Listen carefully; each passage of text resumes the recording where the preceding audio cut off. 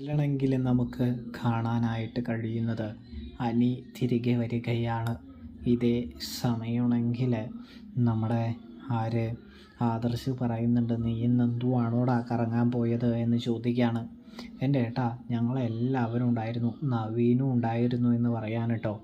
അവരുടെ വിവാഹ കാര്യമൊക്കെ പറയാനായിട്ട്, അതായത് നവീൻ്റെ പ്രണയം പറഞ്ഞല്ലോ, അപ്പോൾ ഇഷ്ടമാണോ അല്ലേ എന്നൊക്കെ ചർച്ച ചെയ്ത് തീരുമാനിക്കാനായിട്ടായിരുന്നു ഈ ഒരു യാത്ര എന്ന് പറയുമ്പോൾ ആദർശ് അത്ര വിശ്വസിക്കുന്നില്ല.